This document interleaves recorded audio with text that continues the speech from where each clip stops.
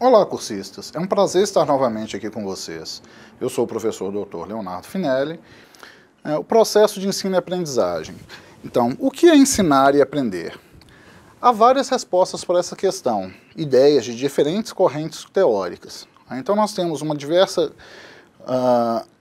diversidade de informações das contribuições da psicologia, nós temos todo o modelo cognitivista proposto por Piaget, nós temos diversas contribuições políticas e interações com o contexto sócio-histórico, todos esses como elementos que influenciam sobremaneira o processo de ensino-aprendizagem. Quanto à educação, a gente vislumbra diversos problemas.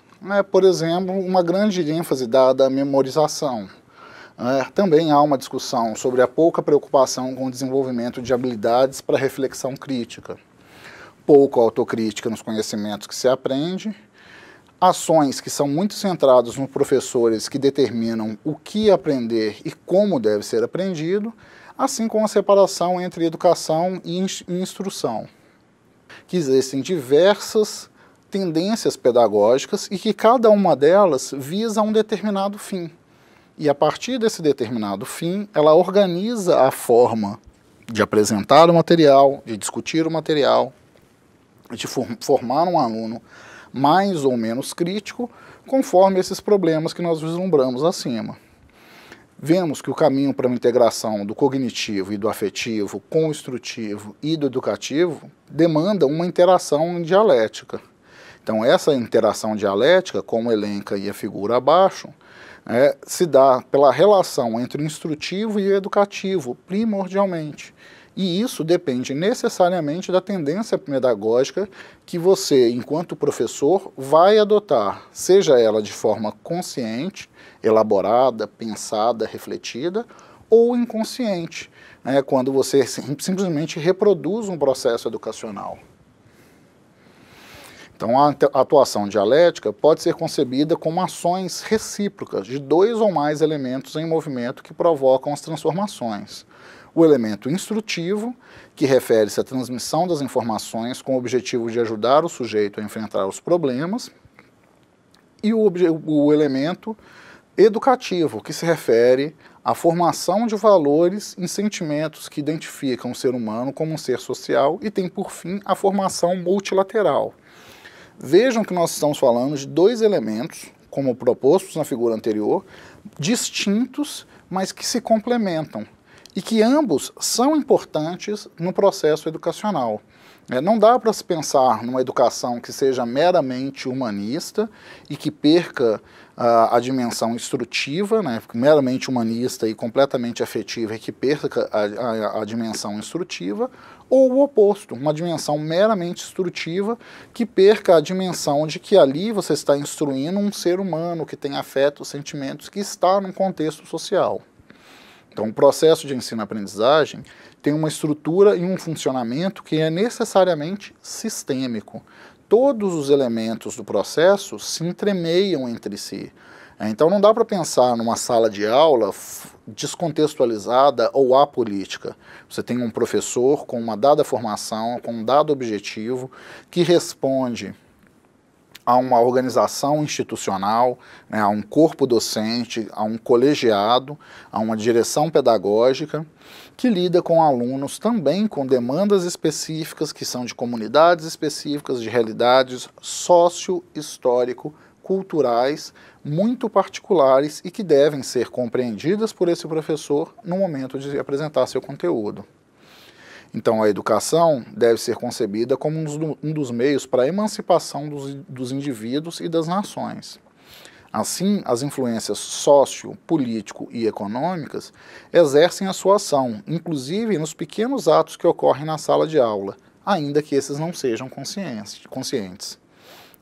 Pensem nesse projeto de desenvolvimento de um país que passa necessariamente por um processo educacional ou por um processo de formação educacional e que, quando ele não é devidamente pensado, quando ele não é devidamente refletido pelo professor, ele se torna um mero reprodutor de informações e, consequentemente, privilegia um sistema dessa reprodução. privilegia o sistema hegemônico corrente.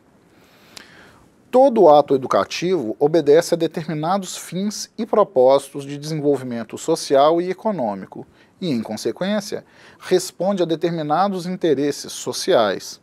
Sustenta-se em uma filosofia da educação, adere a concepções epistemológicas específicas, leva em conta os interesses institucionais e depende, em grande parte, das características, interesses e possibilidades dos sujeitos participantes, alunos, professores, comunidades escolares e demais componentes do grupo. Então eu destaco com muita ênfase, há uma intencionalidade no ato educativo e, sendo assim, não se pode dividir em modelos prontos ou separar os componentes do processo. Esses dois tópicos, esses dois parágrafos, são muito importantes para a gente entender, por exemplo, as diferenças num processo educacional que se processam numa escola, por exemplo, pública, municipal, de periferia, ou uma escola privada, central, que atende as classes economicamente favorecidas do seu município. As duas escolas, elas devem pensar um processo educacional voltados, por exemplo, para o atendimento de uma mesma matriz curricular, um mesmo conjunto de conteúdos.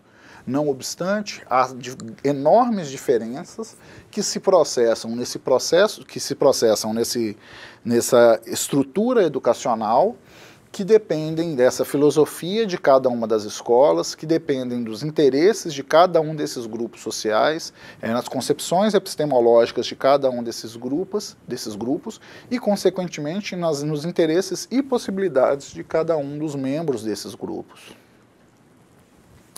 Então, pensando nos componentes do processo ensino e aprendizagem, nós temos que pensar que sempre existe um aluno. A resposta, esse aluno ele deve responder à pergunta: quem?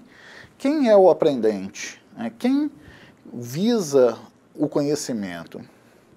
Nós temos o professor, que é aquele que ensina e orienta o processo, então ele é o mediador desse conhecimento. Nós temos um problema, que é o elemento que é determinado a partir da necessidade do aprendiz. Então, o que, talvez, ali seria a pergunta: o que aprender? O objetivo, que deve responder a pergunta: para que ensinar? Qual que é o propósito do aluno estar ali? Qual que é o propósito do professor estar ali? O conteúdo especificamente, aí sim, o que aprender, quais as informações são mais ou menos importantes.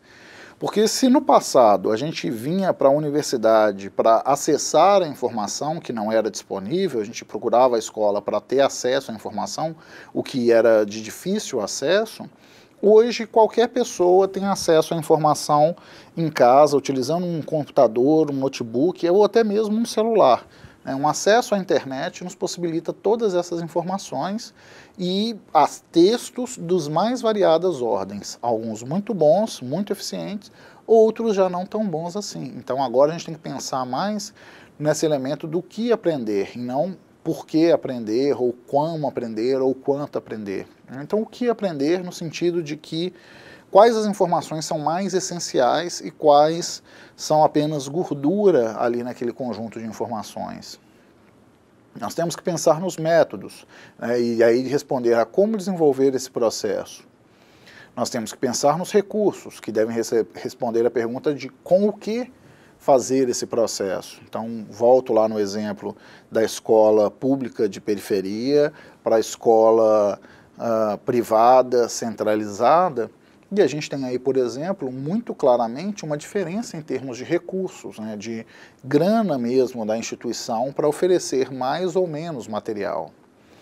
E nós temos que pensar na avaliação como elemento regulador, cuja realização oferece informações sobre a qualidade do processo ensino-aprendizagem, assim como sobre a efetividade de outros componentes e da necessidade de ajustes e modificações no sistema. Ou seja, o processo de avaliação, ele entra como uma cereja do bolo no sentido de que é o elemento que oferece uma reflexão sobre todo o processo. Quem desejar e quem se aprofundar mais aí na pesquisa sobre educação e processos educacionais, vai verificar, por exemplo, que nós temos no Brasil um movimento pendular de embate de processos de dificuldades de aprendizagem, com um período, por exemplo, da história na década de 80, com uma grande responsabilização dos alunos. O aluno tinha dificuldade, o aluno não era capaz, o aluno era pobre, o aluno não tinha alimentação, etc. E que começa a se modificar nos anos 2000 em diante para a responsabilização do professor.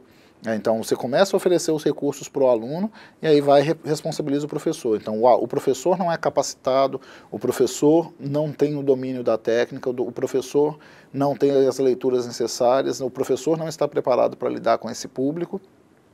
E isso gera dificuldades na aprendizagem. E vocês vão se inserir nesse momento, né, já passados aí mais 20 anos, que é possível que vislumbrem outra transição. Onde está o processo, as dificuldades do processo de aprendizagem?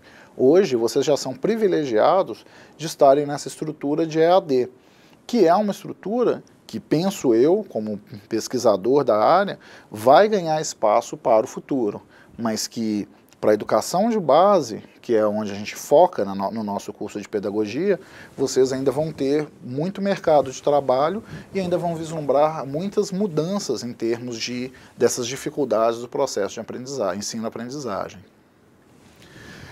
Quanto às estratégias de ensino e aprendizagem, a palavra estratégia é sempre bom a gente começar com uma contextualização, né? Ela deriva do grego strategir, e se refere à necessidade de planejar ações de alcançar um determinado fim.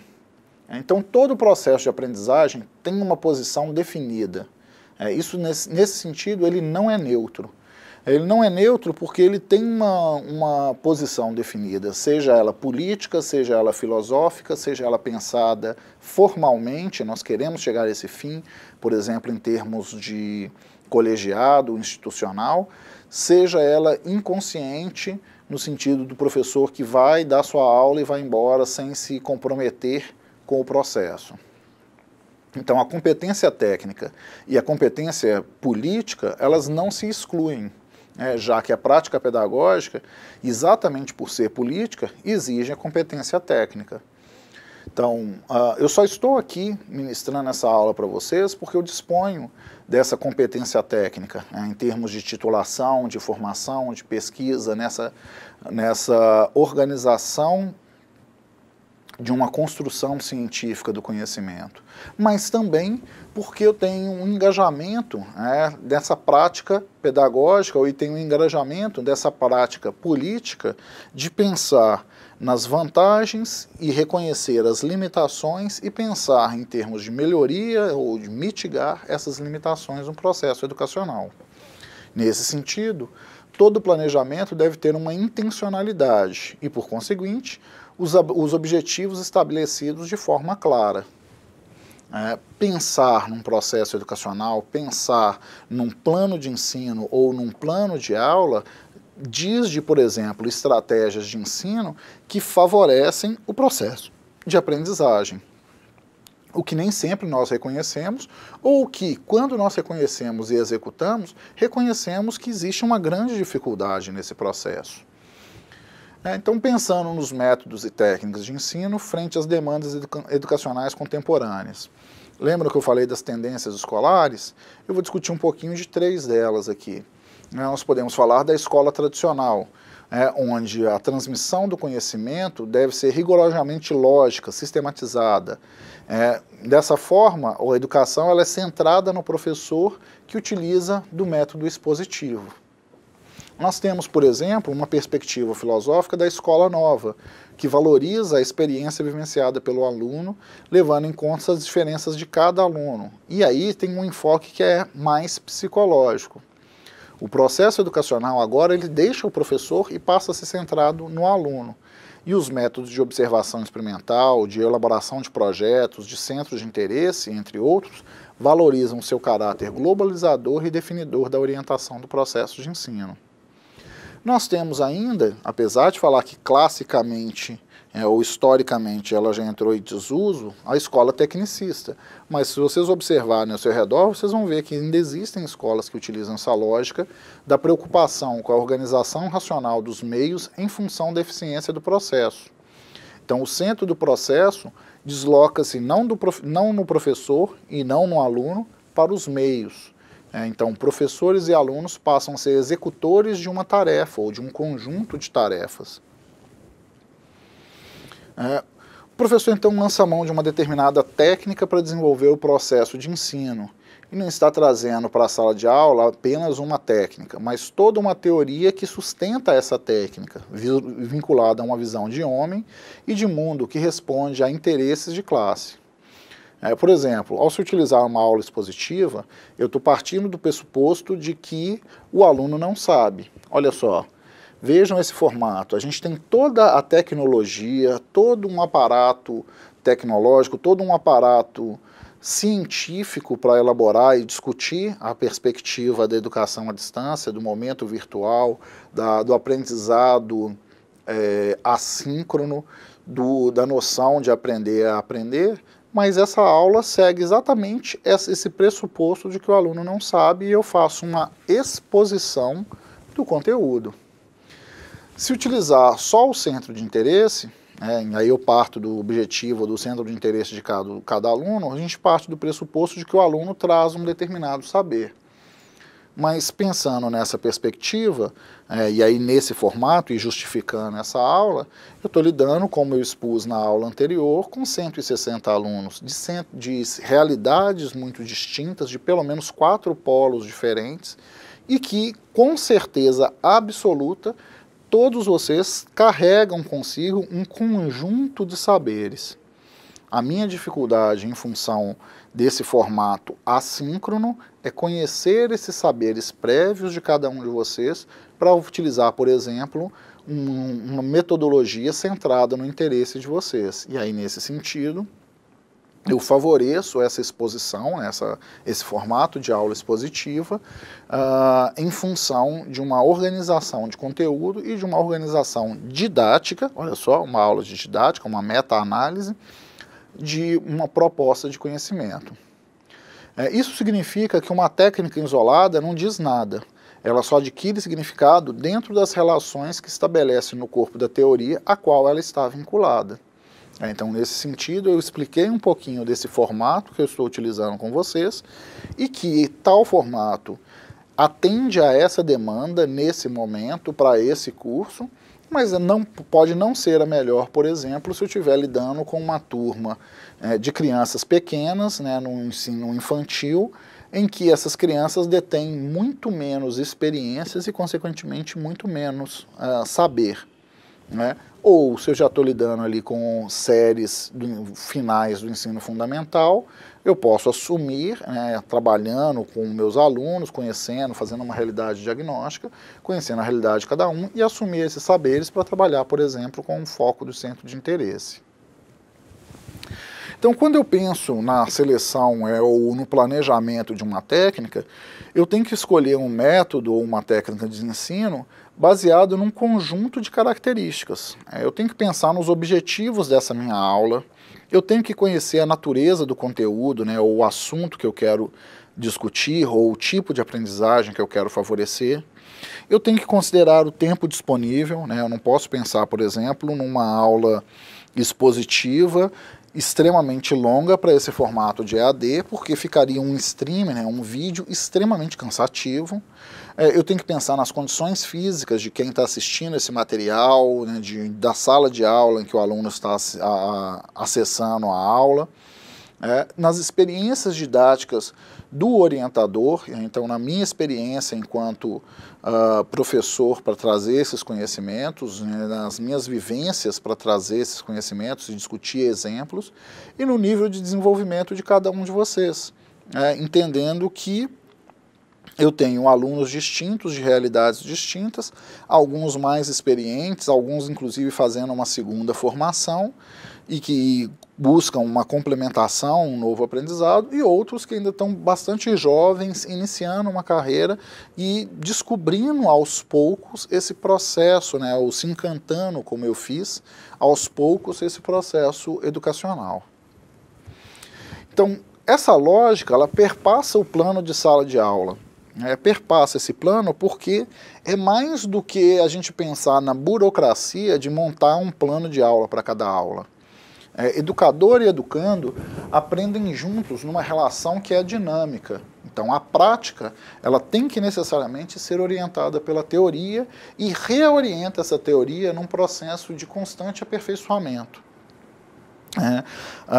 Mesmo que eu ministre um dado conteúdo, como essa aula, para uma outra turma, num outro curso, por mais que eu replique o mesmo material, as discussões serão outras, as considerações no fórum serão outras, as elaborações de cada um de vocês, ou de cada aluno que acessar a essa aula, serão as mais variadas, promovendo uma reorientação dessa teoria e uma discussão que é peculiar a cada grupo.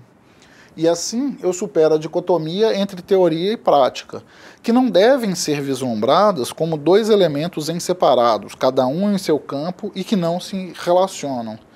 Teoria e prática, principalmente no campo educacional, estão muito juntos na medida em que vocês, futuros professores, estarão em sala executando a prática, mas ao mesmo tempo reorganizando, reconstruindo uma teoria.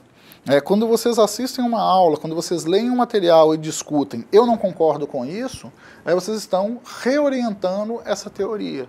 Quando vocês falam, não, mas eu penso que deve ser assim, segundo o livro segundo o autor fulano de tal, vocês estão novamente reorientando essa teoria. Então o ser humano deve ser sujeito da sua própria educação e não objeto dela. Por isso que a gente pensa na lógica de que ninguém educa a ninguém. Vejam que eu estou apresentando um conteúdo. Não basta vocês meramente ouvirem, assimilarem, acreditarem e acatarem como realidade. Não é uma doutrinação, mas um processo, um caminho que eu estou apresentando para vocês se organizarem, construírem o seu conhecimento. Então, nesse sentido, a educação necessariamente tem um caráter permanente. Quanto aos métodos de ensino, a gente pode adotar os mais variados tipos de métodos. Esse é o que eu estou utilizando da exposição feita pelo professor, que usa a exposição verbal, usa demonstração, ilustração, exemplificação. A gente pode trabalhar com trabalhos independentes, onde os alunos realizam as tarefas, por exemplo, em formato de estudo dirigido, e há aí só uma interação ou uma orientação realizada pelo professor. Você pode pensar numa elaboração conjunta, como, por exemplo, o nosso seminário temático, que há uma interação entre alunos e professor, onde eu proponho uma tarefa e vocês vão realizando, e aí vocês podem buscar apoio junto aos tutores, ou via fóruns, via chat, trabalhar com aula dialogada, elaboração de perguntas, etc., que não levam à reflexão. Eu posso trabalhar com utilizar trabalhos em grupo, e aí existem diversas técnicas de trabalho em grupo, debate, Phillips 66, tempestade mental, brainstorming, grupo de verbalização e grupo de observação, o GVGO, seminários, etc. Eu posso trabalhar com atividades especiais que complementam os métodos de ensino. Então, por exemplo, visitas técnicas a museu, teatro, jornal, biblioteca, uso de leitura de jornal, uso de leitura de revista, assistir um filme, ouvir uma música, etc. Todos pensados não só como passeio, lazer, fruição, relaxamento ao ver um filme ou ouvir uma música, mas como elementos que servem como exemplos para exemplificar uma conduta pedagógica. Quanto à classificação das técnicas de ensino, como eu já falei, nós temos a exposição oral dialogada, que é essa que eu estou fazendo, que requer uma série de cuidados, uma linguagem, um uso do tempo, uma variação de situação e estímulo. Eu posso utilizar o GVGO, que vai organizar um grupo de verbalização e um grupo de observação, e depois esses grupos se invertem. Aí o grupo de observação vai fazer agora a verbalização, discutindo o que eles entenderam, que é um pouco da lógica que eu estou utilizando com vocês no seminário, onde um grupo apresenta e os outros 5 grupos depois vão refletir sobre esse trabalho. Só não tem o formato de GVGO, que é onde são os 2 grupos, e eu estou trabalhando uma reestruturação do GVGO para uma lógica de 6 grupos. Eu posso trabalhar com um painel de interrogadores. Então, todas essas técnicas estudo dirigido, júri simulado, painel integrado, cada uma delas tem um objetivo, tem uma finalidade, tem uma metodologia, tem uma estrutura para a sua construção e vão ser mais ou menos adequadas para os mais diversos fins, para as mais diversas organizações, para os mais diversos conteúdos que vocês estiverem propondo a trabalhar com suas turmas. Algumas mais interativas, outras que trabalham mais com uma reprodução do conteúdo, algumas que demandam uma reflexão, algumas que demandam um embate teórico por parte dos alunos, e todas elas vocês podem buscar literatura, em termos de estruturação complementar. Entrevistas, mesas redondas, enfim, todas têm as suas particularidades em termos de conteúdo que vocês podem organizar com esses alunos. Quanto aos recursos didáticos, eles servem como meios auxiliares para o trabalho do professor. Então, o que você vai utilizar? Qual recurso que você vai utilizar? Qual canal para a transmissão das mensagens que você pretende utilizar? Então, os recursos didáticos têm os seguintes objetivos no seu processo de ensino-aprendizagem: adequar-se aos objetivos, conteúdos, grau de desenvolvimento dos alunos e aos seus interesses e necessidades. Então não adianta eu pensar, por exemplo, num dado recurso didático que é inviável para a utilização, que propõe uma técnica que é inadequada para um determinado conjunto de alunos. Por exemplo, o nosso seminário temático, eu estou propondo a leitura de textos, uma organização, eu direcionei o que eu espero numa produção dissertativa sobre esses textos, assim como eu espero uma apresentação, seja PowerPoint, Prezi, a ser realizada no polo, no dia do encontro presencial. Isso funciona para vocês, universitários, que estão já com uma fase de desenvolvimento mais avançada. Eu poderia trabalhar isso também com alunos de ensino médio. Eu acho que seria até viável a gente pensar isso, por exemplo, nas séries finais dos anos da educação fundamental, porque os alunos já têm alguma capacidade de movimentação, de deslocamento, de autonomia. Mas não dá para mim pensar isso, por exemplo, para um grupo de crianças nas séries iniciais, um processo de alfabetização. Eles não dominam as capacidades, eles não dominam as competências, eles não conseguem nem sequer deslocar-se para o polo de maneira independente. Os recursos didáticos também devem adaptar-se à função que se quer desenvolver. Então, qual o domínio cognitivo do grupo? Qual o domínio afetivo? Qual a capacidade psicomotora desse grupo? Então, para cada atividade, para cada série, para cada ano, para cada turma, eu tenho atividades específicas a serem pensadas. E o mais importante, os recursos didáticos devem despertar interesse e curiosidade para o grupo que está realizando. Então, por exemplo, eu recomendo que vocês vejam um material complementar nos recursos de ensino e aprendizagem, que está disponível também na nossa biblioteca. Então, lá está apresentado, serve como material didático para vocês acompanharem, apresenta uma série de fontes de recursos didáticos e como eles podem ser utilizados. Ok? Deem uma olhada nesse material, não é material foco da nossa disciplina, não é conteúdo que vai cair diretamente na nossa prova, mas fiquem com esse material, guardem-no, para servir para vocês como fonte de consulta no futuro, quando vocês estiverem exercendo as atividades de prática de docência, nos estágios e na sua atividade profissional.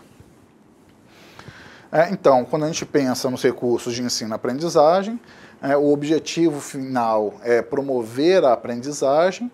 Edgar Dale propõe uma pirâmide de organização com conteúdos mais concretos que vão avançar para o conteúdo mais abstrato. Então, a experiência direta, colocar o aluno na prática para realizar, é o que há de mais concreto na realização da tarefa.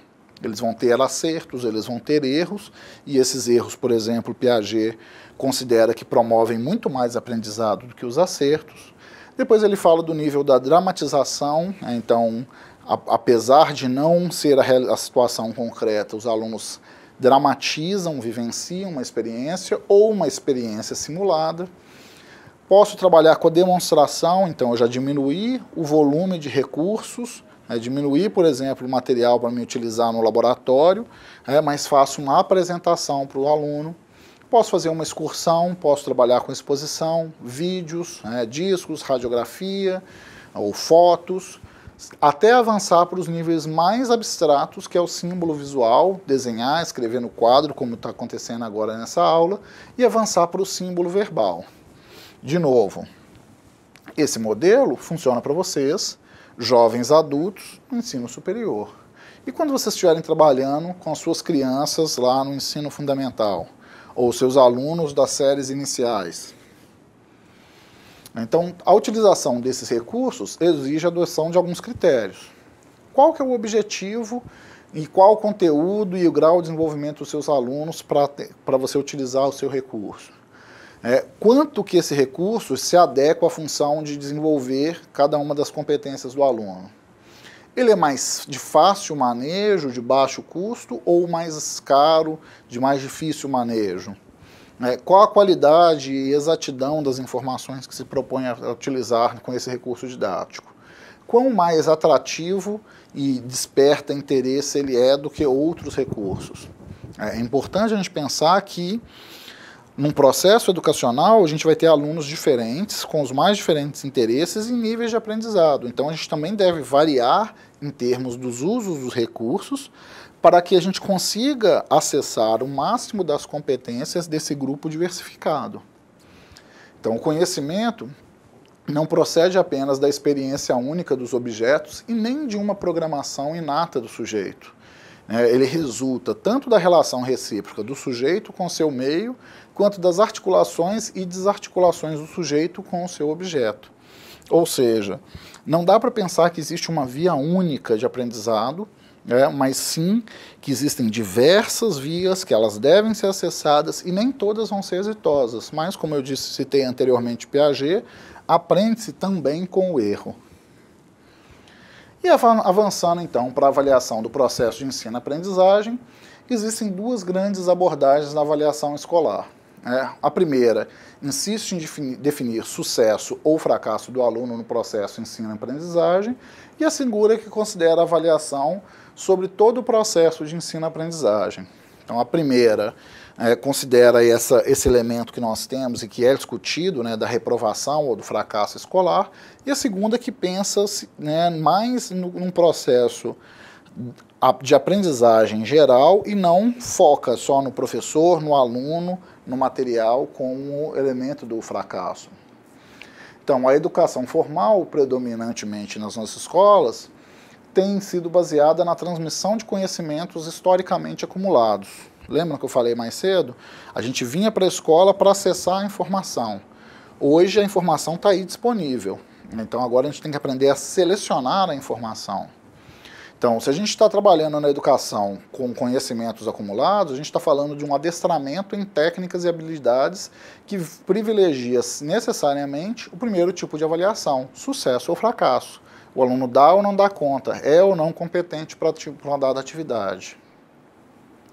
Adotar uma nova postura educacional ou um novo paradigma de educação tem substituído esse modelo, com uma nova relação obsoleta de causa e efeito, para um modelo que enfatiza o exercício de uma investigação e construção do conhecimento.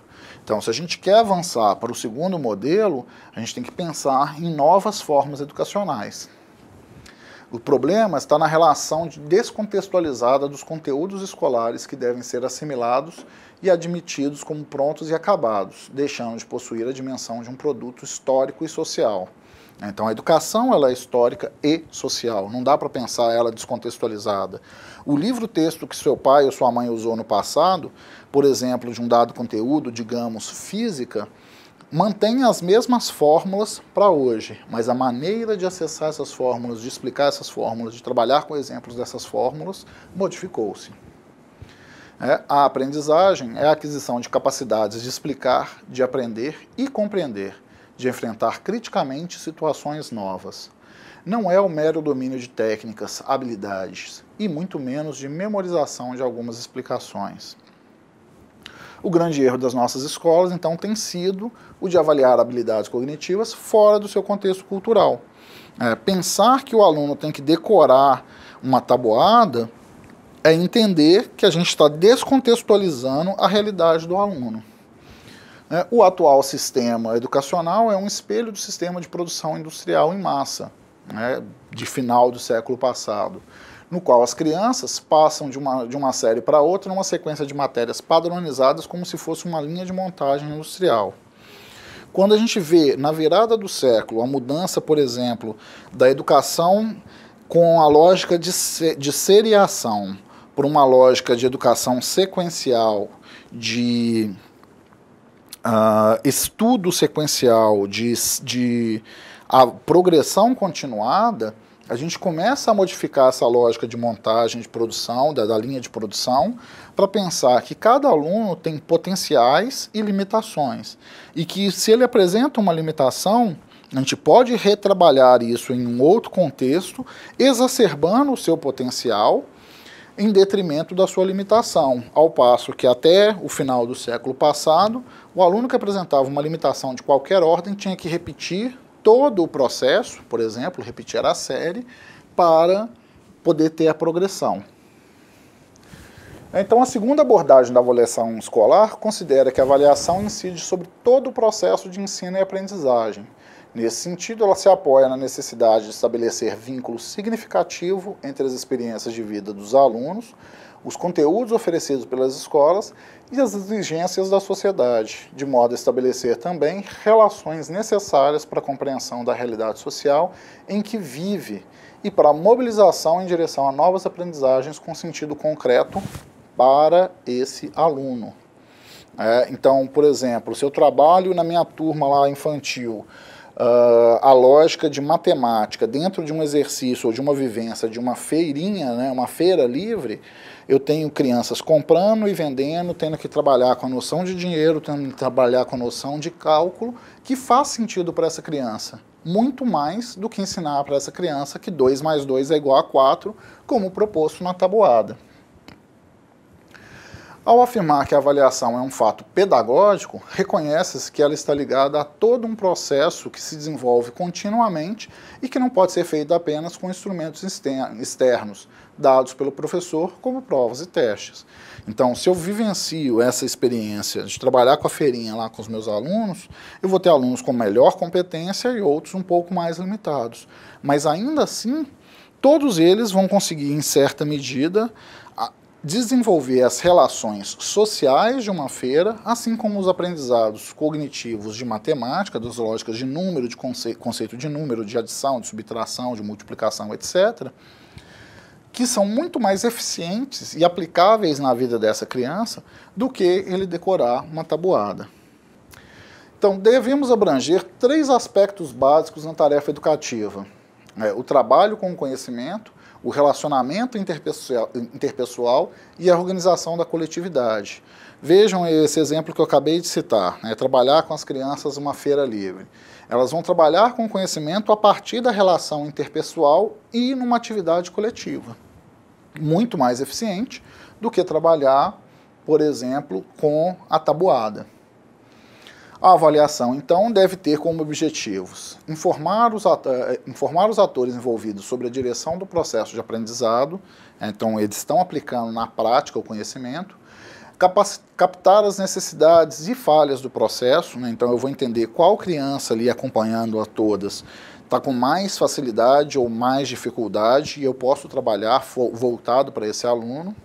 Comprometer-se com a busca de superação, e aí focar, reforçar, mandar uma mensagem para os pais, um bilhete para os pais pedindo para eles apoio para trabalhar e reforçar a atividade com a criança.